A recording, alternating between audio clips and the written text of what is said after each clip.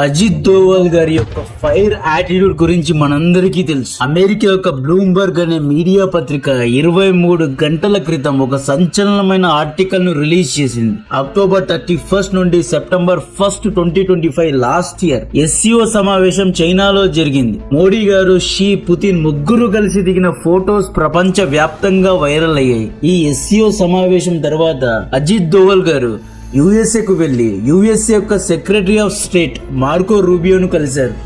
ఆ మీటింగ్ లో Marco Rubio India USA మధ్య ట్రేడ్ డీల్ గురించి మాట్లాడారు. ఆ టైంలో ట్రంప్ ఇండియాపై 50% టారిఫ్ వేసి ఉన్నాడు, పాకిస్తాన్ పై 19%, బంగ్లాదేశ్ పై 20%, అందరికంటే ఇండియా పైనే ఎక్కువ వేశాడు. Despite of being an strategic ally, USA ఇండియానే టార్గెట్ చేసింది. సో ట్రేడ్ డీల్ విషయం మీద అజిత్ దోవల్ గారు కలిసినప్పుడు Marco Rubio being Trump right hand man Doval గారిని స్పాట్ లో పెట్టి USA తో మీరు $40 బిలియన్ వ్యాపార లాభంలో ఉన్నారు, అమెరికాకు మీ యొక్క విప్రో, TCS వంటి కంపెనీ సర్వీసెస్ ను అమ్ముతున్నాయి, రష్యాతో మీరు వ్యాపార లోటులో ఉన్నారు, USA ను వదిలి షీ అండ్ పుతిన్ తో కలవడం మాకు నచ్చలేదు, ముఖ్యంగా అధిష్టానానికి నచ్చలేదు అని చెప్పి మార్కో రూబియో అజిత్ దోవల్ గారితో మాట్లాడారు. చైనాకు కౌంటర్ ఇవ్వడానికి మాకు ఇండియా యొక్క సహాయం కావాలి, ఇండో పెసిఫిక్ ఓషన్ లో ఇండియా స్ట్రాటజిక్ అలీ, మీరు రష్యా చైనాకు దగ్గర అవ్వకండి, ఇండియాలో ఎన్నో పెట్టుబడులు USA చేస్తోంది, కలిసి డిస్కస్ చేసి ట్రేడ్ డీల్ చేసుకుందాము అని మాట్లాడాడు. దీనికి అజిత్ దోవల్ గారు ఫస్ట్ మీ నాయకుడి నోరును అదుపులో పెట్టుకోండి అన్నారు. ఇంటర్నేషనల్ మీడియా ముందు ఇండియాను తక్కువ చేసి మాట్లాడితే మాకు మీరొద్దు, మీ ట్రేడ్ డీల్ వద్దు అని చెప్పేశారు. కావాలంటే ట్రంప్ 4 ఇయర్స్ పదవీ కాలం అయ్యేంత వరకు వెయిట్ చేస్తాం తప్పితే ఒత్తిడిలో ట్రేడ్ డీల్ ను సైన్ చేయము అన్నట్టు మాట్లాడారు. మీడియా ముందు ఇండియా గురించి చాలా మర్యాదగా మాట్లాడండి, మీ ముందు మెడలు వంచము అని ఆల్ఫా లెవెల్లో వార్నింగ్ ఇచ్చి వచ్చారు. మనోళ్ళు ఎంత స్ట్రాంగ్ గా ఉన్నారు అనేది కనిపిస్తోంది. Thanks for Bloomberg for highlighting this issue. ఇలా స్ట్రాంగ్ గా నిలబడి మార్కో రూబియో ముందు సమాధానం ఇవ్వడానికి బాల్స్ ఉండాలి. ఈ సెప్టెంబర్ లో వెస్ట్ యూరోప్ దేశాలు ట్రంప్ ముందు వంగి వంగి దండాలు పెట్టారు. ఇమాన్యుయల్ మ్యాక్రోన్ అయితే సాగిలపడిపోయాడు. USA టారిఫ్ పెంచితే మా ఆర్థిక వ్యవస్థ పడిపోతుంది అన్నారు. బట్ అజిత్ దోవల్ తగ్గకుండా మాట్లాడి వచ్చారు. డొనాల్డ్ ట్రంప్ May 3 వీక్ 2026 నుండి ఇండియాపై బుల్లీయింగ్ ను స్టార్ట్ చేశాడు. ఇండియా పాకిస్తాన్ యుద్ధాన్ని తానే ఆపాను అన్నాడు. నన్ను ఇండియా అక్నాలెడ్జ్ చేయడం లేదు అన్నాడు. నాకు క్రెడిట్స్ ఇండియా ఇవ్వడం లేదు అంటున్నాడు. మోడీ నాకు కాల్ చేయలేదు అన్నాడు. మోడీ కాల్ చేసి తనకు రిక్వెస్ట్ చేశాడు, యుద్ధాన్ని ఆపమని కోరాడు. అణ్వాయుధ యుద్ధాన్ని తానే ఆపాను అని ట్రంప్ మాట్లాడాడు.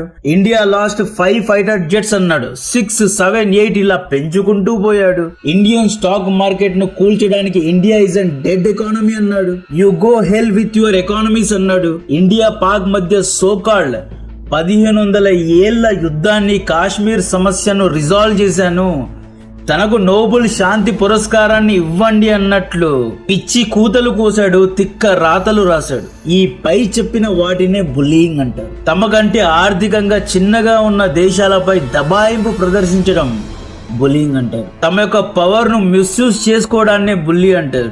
ఈ డైలాగ్ విని అజిత్ దోవల్ గారు అంటే ఏంటో మార్కో రూబియోకు అర్థమే ఉంటుంది. First of all Ajit Doval garu 2018 నుండి I2U2 అనే ప్రాజెక్ట్ లో వర్క్ చేశారు. I2U2 అంటే ఇండియా, ఇజ్రాయెల్, USA, UAE. ఈ ప్రాజెక్ట్ నే ఐమాక్ అని కూడా పిలుస్తారు. అజిత్ దోవల్ గారు చాలా కష్టపడి అందరినీ కూర్చోబెట్టి ఇండియా నుండి సౌదీ అరేబియా, UAE, ఇజ్రాయెల్, ఆ తర్వాత యూరోప్ కు కనెక్ట్ చేసి ఒక రైల్ అండ్ రోడ్ కారిడార్ యొక్క బ్లూ ప్రింట్ ను ఇచ్చాడు. చైనా యొక్క BRI ప్రాజెక్ట్ అంటే belt and road initiative project కు చెక్ పెట్టడానికి అజిత్ దోవల్ గారు అందరితో మాట్లాడి ఇండియా యూరోప్ కనెక్టివిటీని పెంచడానికి ట్రై చేస్తే ఐమాక్ ప్రాజెక్ట్ ను ముందుకు తీసుకెళ్తే ఇంతవరకు ఆ ప్రాజెక్టే స్టార్ట్ కాలేదు. ఇక్కడే మీరు చూసుకోండి, USA, వెస్ట్ యూరోప్ దేశాలు ఎంత స్లోగా ఉన్నారు. ఆ ప్రాజెక్ట్ అసలు స్టార్టే కాలేదండి. చైనా 2014 నుండి BRI ప్రాజెక్ట్ ను కట్టి ప్రపంచానికి కనెక్ట్ చేస్తుంటే ఇంకా USA ఆధ్వర్యంలోని ఐమాక్ ప్రాజెక్ట్ లో ఒక్క బ్రిక్ కూడా పెట్టలేకపోయారు. అజిత్ దోవల్ గారు 2018 నుండి దీనికోసం పనిచేసిన వృధా. వీళ్ళేమంటారు, ఇండియా మాకు సహాయం చేయడం లేదంటే ఇంకెంత సహాయం చేయాలి, ఐమాక్ లాంటి ఐడియా ఇచ్చినా కూడా ఎగ్జిక్యూట్ చేయలేకపోయారు. Next India USA trade deal దగ్గరకు వద్దాం. డొనాల్డ్ ట్రంప్ పెట్టిన ట్వీట్ గురించి మాట్లాడతారు. సెకండ్ రోజు డొనాల్డ్ ట్రంప్ ట్వీట్ పెట్టిన వెంటనే నేను వీడియో చేసినప్పుడు అగ్రికల్చర్ అండ్ డైరీ విషయంలో ఇండియా కాంప్రమైజ్ అయ్యింది అని చాలా మంది చెప్పారు. ఇన్స్టాగ్రామ్ లో కొంతమంది లేదా మెయిన్ మీడియాలో కొంతమంది, అంటే మొన్న జియో పాలిటిక్స్ మీద వీడియో స్టార్ట్ చేసిన వాళ్ళు ఏదేదో మాట్లాడుతున్నారు. జియో పాలిటిక్స్ అనేది స్ప్రింట్ కాదు, ఇన్స్టాగ్రామ్ లో 1 minute రీల్ కాదు. జియో పాలిటిక్స్ అంటే మ్యారథాన్ లాంటిది. ఎన్నో కనెక్షన్స్ ఉంటాయి, ఎన్నో స్ట్రింగ్స్ అటాచ్ అయి ఉంటాయి. ఇండియా యుఎస్ఏ డీల్ లో 1 year స్ట్రగుల్ ఉంది. లాస్ట్ ఇయర్ సెప్టెంబర్ లో అజిత్ దోవల్ గారు బర్గర్ తినడానికి రూబియోను మీట్ అవ్వలేదు. ఇండియా ఎకానమీ గ్రో అవ్వాలి అంటే యుఎస్ఏ తో ఎంగేజ్మెంట్ ఉండాలి అని చెప్పే హై స్టెక్ మీటింగ్ కోసం వెళ్లారు. ఇక్కడ ఇండియా యొక్క సాఫ్ట్వేర్ సర్వీసెస్ ను చైనా కొనదు, రష్యా కొనదు. ఎందుకంటే వాళ్ళు ఎవరిని నమ్మరు. వాళ్ళ దగ్గర ఇన్ హౌస్ లో సర్వీసెస్ ఉన్నాయి. ఇండియా దగ్గర ఈ సర్వీసెస్ ను వెస్ట్ యూరోప్ అండ్ అమెరికా మాత్రమే కొంటుంది. కాబట్టి మనం అమెరికాను ఇగ్నోర్ చేయలేము, అమెరికాతో గొడవలు పడలేము. బికాస్ యుఎస్ఏ ప్రజల దగ్గర డబ్బులు ఉన్నాయి. ప్రపంచంలో 90% ఆయిల్ డాలర్ తోనే అమ్ముతారు, కొంటారు. ప్రపంచ వ్యాపారం కూడా డాలర్ తోనే జరుగుతోంది. అలాంటప్పుడు డబ్బు ఎవరి దగ్గర ఉంటుంది? అమెరికన్స్ దగ్గరే ఉంటుంది. ఉన్నోడి దగ్గరే వ్యాపారం చేయాలి అని అందరూ అనుకుంటారు. అందుకే యుఎస్ఏ తో ట్రేడ్ డీల్ కోసం 1 year నుండి ఇండియా ట్రై చేస్తోంది. India USA trade deal close అవ్వకపోవడానికి కారణం ట్రంప్ యుఎస్ఏ యొక్క అగ్రి అండ్ డైరీ ప్రొడక్ట్స్ పై టారిఫ్ తగ్గించాలి అని ఇండియాను కోరాడు. ఇండియా గనుక తగ్గిస్తే ఇండియాలో ఉన్న రైతులు నష్టపోతారు. కాబట్టి ఈ ఒక్క పాయింట్ కు మనం ఒప్పుకోలేదు. ఇండియాలో 42% అగ్రి అండ్ డైరీ బిజినెస్ ఉంటుంది.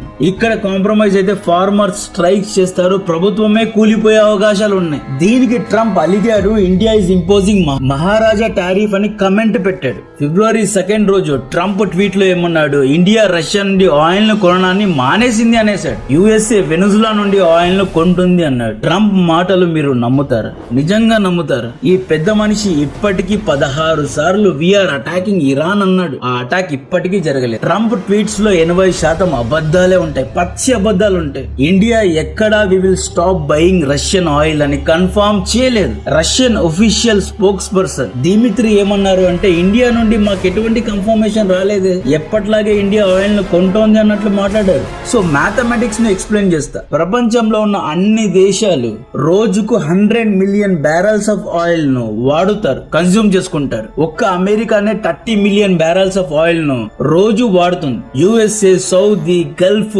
వెనుజులా ఇలా అన్ని దేశాలు కలిసి రోజుకు 90 million barrel ఆఫ్ ఆయిల్ ను ఉత్పత్తి చేస్తారు. Balance 10 million barrel of oil ను రష్యా ఉత్పత్తి చేస్తుంది. ఇక్కడ ఆయిల్ అంటే క్రూడ్ ఆయిల్ అన్నమాట. ప్రతిరోజు గ్లోబల్ డిమాండ్ ను ఫుల్ఫిల్ చేయాలి అంటే రష్యా నుండి ఎవరో ఒకరు ఆయిల్ ను కొనాల్సిందే. 2022లో యుక్రెయిన్ యుద్ధం మొదలైనప్పుడు రష్యా నుండి ఇండియా ఆయిల్ ను కొనుక్కోవచ్చు అని పర్మిషన్ ఇచ్చింది ఎవరో గెస్ చేయండి? అమెరికానే చెప్పింది. రోజుకు 100 million barrel డిమాండ్. రష్యా నుండి ఆయిల్ ను కొనకపోతే 10 million barrel షార్టేజ్ ఉంటుంది. For energy security you by oil with Russia అని కూసిన పెద్ద మనుషులు అమెరికన్సే. ఓకే, ట్రంప్ కు భయపడి రష్యా నుండి ఆయిల్ ను కొనము అనుకోండి. ఈ 10 million షార్టేజ్ ను ఎవరు పూర్తి చేస్తారు?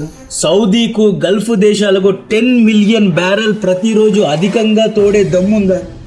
యుఎస్ఏ దగ్గర ఇంత దమ్ముందా? 10 million barrel per day is not a small amount my dear friends. Trump రాజకీయ లాభం కోసం మాట్లాడే మాటలు. ఎన్నికల ప్రచారంలో 24 గంటల్లో యుక్రెయిన్ యుద్ధాన్ని ఆపుతా అని ట్రంప్ అన్నాడు. సెప్టెంబర్ లో జనాలు అడిగారు, పెద్ద పెద్ద మాటలు మాట్లాడావు, ఇంకా పుతిన్ ఎందుకు యుక్రెయిన్ ను ఉతుకుతూ ఉన్నాడు అని అడిగితే ఎవరో ఒకరిపై బ్లేమ్ వేయాలి కాబట్టి ఇండియాపై బ్లేమ్ వేశాడు. ఇండియా రష్యా నుండి ఆయిల్ కొంటోంది, రష్యాకు ఫండింగ్ చేస్తోంది అని బ్లేమ్ మొత్తం మన పైన వేశారు. టర్కీ కూడా ప్రతిరోజు రష్యా నుండి 2.5 లక్షల barrels ఆఫ్ ఆయిల్ కొంటోంది. Is Turkey not funding war? టర్కీపై ఎందుకు టారిఫ్లు వేయలేదు? పీయూష్ గోయల్ గారు నిన్న అగ్రి అండ్ డైరీ ప్రొడక్ట్స్ ను మినహాయించి డీల్ చేసుకున్నాము అని కన్ఫర్మేషన్ ఇచ్చారు. యుఎస్ఏ నుండి ఇంపోర్ట్ అయ్యే cars, wines and agri products పై 70 to 110% టారిఫ్ ఉంటుంది అని చెప్పేశాం. కొన్ని వస్తువులపై 0% టారిఫ్ ఉంటుంది. ఒకవేళ మనం యుఎస్ఏ వస్తువులపై 0% టారిఫ్ వేస్తే EU దేశాలు ఊరికే ఉంటాయా? మొన్ననే FTA డీల్ చేసుకుని వెళ్లారు. వారి కార్స్ అండ్ వైన్స్ పై 40 to 50% టారిఫ్ వేసాం. యుఎస్ఏ వస్తువులపై 0% టారిఫ్ వేస్తే ఇండియన్ మార్కెట్ లో EU వస్తువుల ధరలు పెరుగుతాయా, పెరగవా? సో ఈ విధంగా అన్ని చూసుకునే ఉంటారు. ఇంకా డీటెయిల్ గా ఇండియా యుఎస్ఏ డీల్ లో ఏమేమి ఉంది అనేది బయటకు రావాల్సి ఉంది. డొనాల్డ్ ట్రంప్ ట్వీట్ చూస్తే హాఫ్ నాలెడ్జ్ వస్తుంది. ఇండియా 0% టారిఫ్ కు ఒప్పుకుంది అన్నాడు. ఇండియా నుండి ఇప్పటి వరకు ఎటువంటి కన్ఫర్మేషన్ రాలేదు. రష్యా నుండి 2022లో 4% ఆయిల్ ను కొనేవాళ్ళం, 2025 ఎండ్ లో 40% కొంటున్నాం. యుఎస్ఏ డీల్ కోసం రష్యా దగ్గర 30% ఆయిల్ కొంటున్నాం. 4% నుండి 30% అనేది మంచి హైపే కదా. డొనాల్డ్ ట్రంప్ కోసం యుఎస్ఏ ను దూరం చేసుకోలేము, ఎందుకంటే రష్యా చైనా మధ్య ఎంత స్ట్రాంగ్ రిలేషన్ ఉంది మనందరికీ తెలుసు. రెండు కమ్యూనిస్ట్ దేశాలే, ఒకరంటే ఒకరికి ఇష్టం. రష్యా యుక్రెయిన్ తో యుద్ధం చేస్తోంది, అమెరికాతో యుద్ధం చేస్తోంది అని చెప్పి చైనా వెస్ట్ యూరోప్ దేశాలతో యుఎస్ఏ తో వ్యాపారం చేయడం మానేసిందా? వ్యాపారమే, తమ్ముడే. ఎమోషనల్లీ థింక్ చేయడానికి లేదండి. చైనా యుఎస్ఏ మధ్య $380 బిలియన్ వ్యాపారం, దాదాపు 30 లక్షల కోట్ల వ్యాపారం ప్రతి ఇయర్ జరుగుతుంది. ఇందులో $280 బిలియన్ చైనా వ్యాపార లాభంలో ఉంది. ఈ $280 బిలియన్ ను మనం చైనా నుండి లాగేయాలి. ఇక్కడ రష్యా మీద ప్రేమతో చైనా అమెరికా నుండి వస్తువులను కొనడాన్ని అమ్మడాన్ని మానేదు కదా, అమెరికాను వదులుకోవడం లేదు కదా. ఈ విధంగా Russia is our time tested friend. మనం రష్యాతో 4% నుండి ఆయిల్ ను 30% వరకు కొన్నాం. ఎంతవరకు హెల్ప్ చేయాలో అంతవరకు హెల్ప్ చేసాం. ఇండియన్ ఎకానమీని కూడా చూసుకోవాలి కదా. ఇండియాలో ఎన్నో software companies, Infosys, TCS, HCl, Cognizant, ఇలా ఎన్నో సాఫ్ట్వేర్ కంపెనీస్ యుఎస్ఏ కు సర్వీసెస్ ను అమ్ముతున్నాయి. ఇలాగే మనం కొట్లాడుకుంటూ ఈ డీల్స్ ను డిలే చేసుకుంటూ పోతే సాఫ్ట్వేర్ పడిపోతే రియల్ ఎస్టేట్ కూడా పడిపోతుంది. క్యాస్కేడింగ్ ఎఫెక్ట్ అనేది ఉంటుంది. ఇప్పుడు ట్రంప్ 18% టారిఫ్ మన పైన వేశాడు. బంగ్లాదేశ్ పై 19%, వియట్నాం పై 21%, చైనా పై 34%. వెన్ కంపేర్ టు అదర్స్ మనపైనే తక్కువ టారిఫ్ వేశాడు. యుఎస్ఏ మార్కెట్ లో ఇండియన్ వస్తువులు కంపారిటివ్లీ చేపోతాయి. నెక్స్ట్ కొంతమంది హిందీ వాళ్ళు రీల్స్ లో యుఎస్ఏ ఇండియాపై ఒకప్పుడు 8%, 4% టారిఫ్ వేసింది, ఇప్పుడు 18% వేస్తోంది. ఇండియాలో అందరూ హ్యాపీగా అవుతున్నారు. యాక్చువల్లీ యుఎస్ఏ టారిఫ్ ను పెంచింది అంటున్నారు. అందుకే చెప్పా, geo politics is marathon. USA ఇంతకు ముందు అన్ని దేశాలపై 3-4% టారిఫే వేసేది. దీని వల్ల ఏమైంది? యుఎస్ఏ ట్రేడ్ డెఫిసిట్ కు వెళ్ళిపోయింది, అంటే వ్యాపార లోటుకు వెళ్ళిపోయింది. యుఎస్ఏ $4 ట్రిలియన్ ప్రపంచానికి ఎక్స్పోర్ట్ చేస్తే $3 ట్రిలియన్ ఇంపోర్ట్ చేసుకుంటుంది. $1 ట్రిలియన్ వ్యాపార లోట్లో ఉంది. అండ్ యుఎస్ఏ యొక్క అప్పులు అక్షరాల $38 ట్రిలియన్.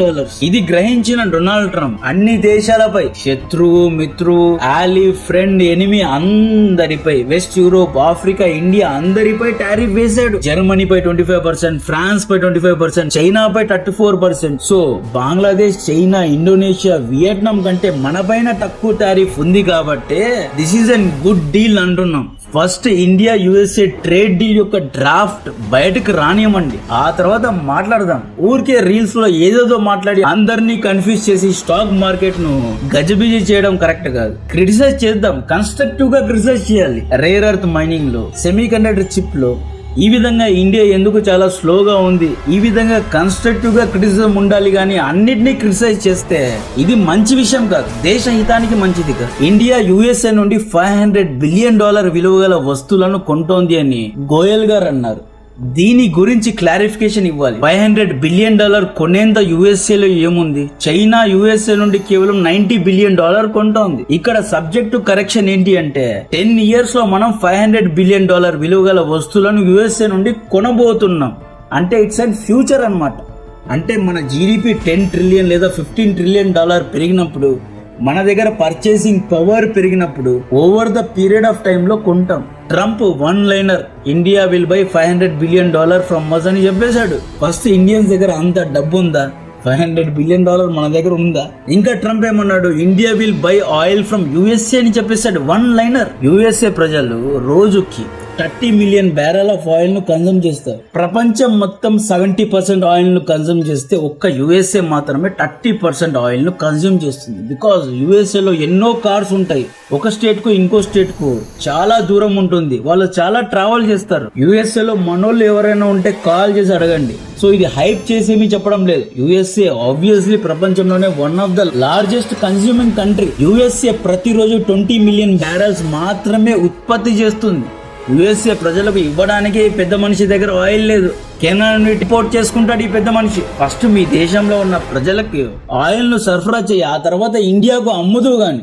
ఇంకొకటి రష్యాను రిప్లేస్ చేసి 10 మిలియన్ బ్యారెల్స్ ఆఫ్ ఆయిల్ ను ప్రొడ్యూస్ చేయాలి అంటే చాలా టైం పడుతుంది. యుఎస్ఏ లో కాస్ట్ ఆఫ్ లివింగ్ చాలా ఎక్కువ. అక్కడ వర్కర్స్ ను హైర్ చేసుకుని ఆయిల్ అండ్ గ్యాస్ వ్యాపారం చేయాలి అంటే అంత ఈజీ కాదు. ఇవన్నీ అయ్యే మాటలే కావండి. 2016 లో కూడా ట్రంప్ ఇలాగే ఎన్నో కార్యక్రమాలు, కార్యనిర్వహణ చట్టాలు పెట్టాడు. స్టాక్ మార్కెట్ ను వాల్టైల్ చేసి గందరగోళాన్ని క్రియేట్ చేశాడు. ఫ్రైడే రోజు ఏదో ఒక స్టేట్మెంట్ ఇచ్చి స్టాక్ మార్కెట్ ను పడేసి షార్ట్ సెల్లింగ్ చేస్తాడు. వెడ్నెస్డే రోజు మంచి న్యూస్ చెప్తాడు, స్టాక్ మార్కెట్ ను పెంచుతాడు, ముందుగానే బుకింగ్ చేసుకొని లాభాన్ని పొందుతాడు, సంపాదించుకొని వెళ్ళిపోతాడు. సో ఈ విధంగా ట్రంప్ మాటలను పూర్తిగా నమ్మొద్దు. ఇండియా యుఎస్ఏ ట్రేడ్ డీల్ యొక్క డ్రాఫ్ట్ బయటకు వచ్చిన తర్వాత క్లియర్ గా మాట్లాడుకుంది. సో అజిత్ దోవల్ గారి ఫైర్ యాటిట్యూడ్ నిజంగా సూపర్ గా అనిపించింది. మీకు కూడా అజిత్ దోవల్ గారి మాటలు నచ్చినట్లయితే కమెంట్ చేయండి. కంటెంట్ నచ్చితే వీడియోను లైక్ చేయండి, హైప్ చేయండి. జై హింద్.